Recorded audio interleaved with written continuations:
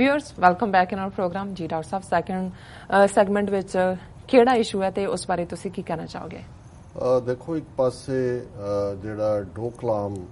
Crisis है Bhutan China border के उत्ते जी उस दी इंटेंसिटी तेजी जिहड़ी है प्रचंडता वो होर भी प्रबल हो रही है और अज भारत ने अपने सारे ही नाल लगदे जिहड़ा अरुणाचल तो लैके और लद्दाख तक सारा जिहड़ा सैक्टर है उहदे विच होर ज़्यादा फौज की तैनाती की है। एक अंदाजे मुताबिक शायद 40,000 के करीब होर सोल्जर और ईवन जिन्हों अलर्ट लैवल कहते हैं वो भी अगे वधाया और इस दे नाल असीं ये भी देखते हैं कि भी बयानबाजियां का दौर भी चाइना की गल भी चल रही है। पर एक गल जिहड़ी साडे कुछ दर्शकों ने सानू पुछया भी कि भी इस 2 महीने चाइना ने एक तो बाद एक स्टेटमेंट उन्होंने ऑफिशियल मीडिया और डिफेंस मिनिस्ट्री और उन्होंने जिहड़े एनालिस्ट ने दे रहे हैं पर कि भी ये चाइनीज स्टाइल नहीं है और ये इन्ना वक्त वो क्यों भारत नूं दे रहे हैं जी। और मैं समझदा भी एक पासे जिथे चाइना इस प्रभाव नूं नहीं देना चाहता कि भी वो कोई एग्रैसिव डिप्लोमेसी तो हट के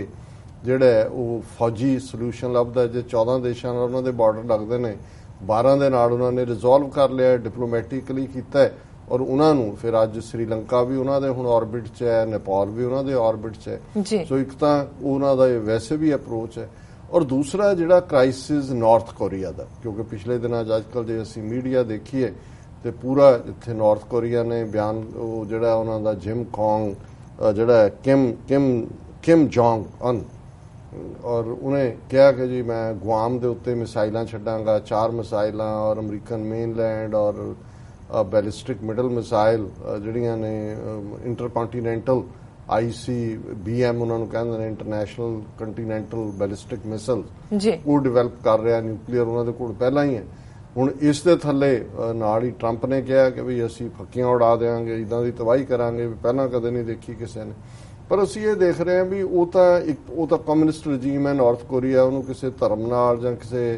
होर नाल तां असीं जोड़ नहीं सकते कुछ होर ही है वो जिवें दिमाग खराब हुंदे ने जो जे डिकटेटर हुंदे ने। पर उदों इस गल का होर भी फिक्र हो जाता है कि जो अमरीका वर्गे मुल्क च जिथे जिहदे कोल कोई शक नहीं है सुपर पावर है इहदे च भी कोई शक नहीं है कि जिन्हों मर्जी धरती के फेस तो मिटा देण इन्ने कि इन्हां कोल हथियार और एबिलिटी है। पर जदों कोई ये कहण लग जाए जां किसी नूं ये होए कि भी ये तां काम ही तैनूं रब ने सौंपिया भी तू ये करना तू रब दा ही अवतार है जी। और जिवें हिटलर नूं मैं एक कढ़िया आर्टिकल एक बीबी जिहड़ी कि जर्मन मूल दी सी पर वो जाके हिंदू बनी और उन्हें उन्होंने विष्णु का अवतार किया सी हिटलर नूं। ईवन अमरीका भी अज भी उहदियां राइटिंग जदों कि अमरीका च राइट विंग पावरफुल हो रहा है तो वो राइटिंग्स उहदियां कि जी विष्णु का अवतार है हिटलर उन्होंने कहा जी भावें पोलिटिकली उहदी डिफीट हुई होए स्पिरिचुअली वो तो आया ही इस कमरे च और जिहड़े राइट विंगर ने उन्हां दे लई वो जिहड़ी है बड़ी प्रेरणा बन रही है उस दियां लिखतां। सो कुल मिला के इहो जिहा ही वरतारा जिवें हुण रॉबर्ट जैफरी भी उन्होंने कहंदे ने रॉबर्ट जैफरस टैक्सस दा जिवें साडे बाबे ने इवें क्रिश्चियन च भी जिहड़े इन्हां दी ट्रैडिशनल क्रिश्चियनिटी कैथोलिक्स जां प्रोटेस्टेंट जां दूजिया चों हट के हुण बड़े बड़े मैगा चर्च बनाए हुए ने अपने ही कईयां ने बड़े बड़े फुटबॉल जिहड़े कोर्ट सी वो खरीदे हुए ने और अपने चेले बाल के ने। तो इहदा प्रेजिडेंट ट्रंप दा जिहड़ा मेन पादरी है जां मेन जिहड़ा उहदा क्रिश्चियन प्रीचर है वो यही है मिस्टर जैफ और इन्हें जदों कि इनॉग्रेशन दे वेले भी इसने अपना वो सरमन दिता सी उन्हें हुण कल बयान दिता है कि God has permitted Trump to take out Kim Jong US pastor. उन्होंने कहा जी ये रब ने जिहड़ा इहदे जिम्मे ला दिता है कि भी इनू किम जोंग नूं जिहड़ा वो कोरिया दा सफाया करो। Jeffress who is also an author and a TV host was critical of former President Barack Obama and claimed Donald Trump will follow through with his threats to North Korea if it was necessary कि भी ये करके दिखाएगा। फिर उन्होंने कहा कि भी the US president has been granted the moral authority by the God to take out North Korean leader Kim Jong-un, a leading pastor है। उन्होंने कहा जी रब दी अथॉरिटी है भी उन्होंने वाइप आउट कर दे जी। When it comes to how we should deal with evildoers, the Bible in the book of Romans is very clear. God has endowed rulers full power to use whatever means necessary, including war, to stop evil. ਹੁਣ ਉਹ Bible ਦੀ ਜਿਹੜੀ ਹੈ ਉਹ Roman version book of ਰੋਮਨਸ ਦਾ ਹਵਾਲਾ ਦੇ ਕੇ ਕਹਿ ਰਿਹਾ ਕਿ ਜਿਹੜੇ ਹਾਕਮ ਹੁੰਦੇ ਨੇ ਉਹਨਾਂ ਨੂੰ ਸਾਰੀ ਤਾਕਤ ਰੱਬ ਨੇ ਦਿੱਤੀ ਹੁੰਦੀ ਹੈ ਕਿ ਉਹ ਬੁਰਾਈ ਨੂੰ ਰੋਕਣ ਦੇ ਲਈ ਕੋਈ ਵੀ ਤਾਕਤ ਆਪਣੀ ਜਿਹੜੀ ਹੈ ਹਰ ਹਾਲਤ ਉਹ ਇਸਤੇਮਾਲ ਕਰਨ। In the case of North Korea, God has given Trump authority to take out Kim Jong-un. Jeffress was quoted as saying by the Washington Post. The Washington Post the story ਹੈ ਵੀ ਰੱਬ ਨੇ ਨਾਰਥ ਕੋਰੀਆ ਦੇ ਮਾਮਲੇ 'ਚ ਉਹਨੂੰ ਤਾਕਤ ਦਿੱਤੀ ਹੈ ਔਰ ਉਹਨਾਂ ਨੇ ਇਹ ਕਿਹਾ ਕਿ ਵੀ ਇਹ ਆਲਰੇਡੀ ਟਰੰਪ ਨੇ ਕਿਹਾ ਕਿ ਜੇ ਅਟੈਕ ਕੀਤਾ ਪਿਆਂਗਯਾਂਗ ਨੇ ਤਾਂ ਹੀ met with fire and fury like the world has never seen ਕਿ ਵੀ ਅਸੀਂ ਜਿਹੜਾ ਫਿਰ ਉਹ ਤਬਾਹੀ ਕਰਾਂਗੇ ਜਿਹੜੀ ਕਿ ਦੁਨੀਆ ਨੇ ਪਹਿਲਾਂ ਕਦੇ ਨਹੀਂ ਦੇਖੀ। ਸੋ ਮੈਂ ਇਹ ਸਮਝਦਾ ਹਾਂ ਵੀ ਕਿਉਂਕਿ ਚਾਈਨਾ ਇਸ ਵੇਲੇ ਨਾਰਥ ਕੋਰੀਆ ਦੇ ਨਾਲ ਚਾਈਨਾ ਦੀ ਬੜੀ ਕਲੋਜ਼ ਰਿਲੇਸ਼ਨਸ਼ਿਪ ਰਹੀ ਹੈ, ਉਹਦਾ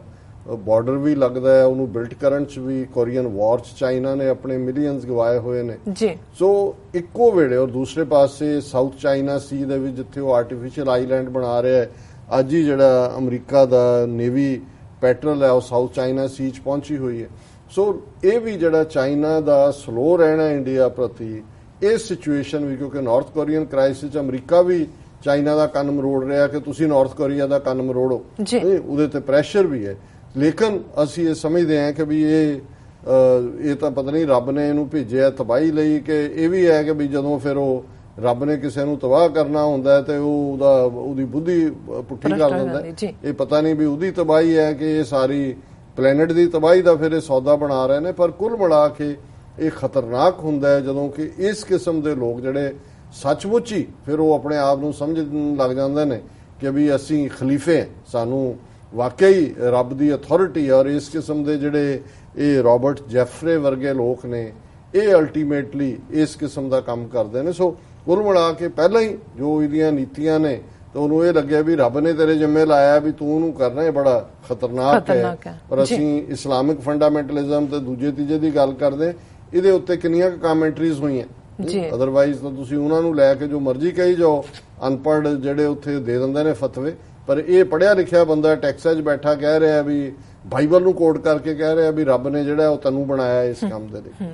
ਜੀ ਡਾਕਟਰ ਸਾਹਿਬ ਲੈਣੇ ਆ ਬ੍ਰੇਕ, ਪਰ ਉਸ ਤੋਂ ਪਹਿਲਾਂ ਅਸੀਂ ਆਪਣੇ ਦਰਸ਼ਕਾਂ ਤੇ ਸਰੋਤਿਆਂ ਨੂੰ ਫਿਰ ਦੁਬਾਰਾ ਅਪੀਲ ਕਰ ਦਈਏ। ਵਿਊਅਰਸ, ਅਸੀਂ ਚਾਹੁੰਦੇ ਹਾਂ ਕਿ ਤੁਸੀਂ ਟੀਵੀ 84 ਦੀ ਵੱਧ ਤੋਂ ਵੱਧ ਮਾਈਕ ਸਹਾਇਤਾ ਕਰੋ। ਤੁਸੀਂ ਆਪਣੀ ਮਾਈਕ ਸਹਾਇਤਾ ਸਾਡੀ ਵੈਬਸਾਈਟ www.tv84 ਤੇ ਜਾ ਕੇ ਪੇਪਰ ਰਾਹੀਂ ਰਿਕਰਿੰਗ ਡੋਨਰ ਬਣ ਕੇ ਕਰ ਸਕਦੇ ਹੋ, ਜਾਂ ਫਿਰ ਤੁਸੀਂ ਟੀਵੀ 84 ਦੇ ਨਾਮ ਤੇ ਚੈੱਕ ਬਣਾ ਕੇ ਸਾਨੂੰ ਮੇਲ ਕਰ ਸਕਦੇ ਹੋ ਸਾਡੇ ਇਸ ਪਤੇ ਤੇ 36-01 37th avenue Long Island city New York 11101 USA, ਜਾਂ ਫਿਰ ਤੁਸੀਂ ਫੋਨ ਰਾਹੀਂ ਵੀ ਸਾਨੂੰ ਸੰਪਰਕ ਕਰ ਸਕਦੇ ਹੋ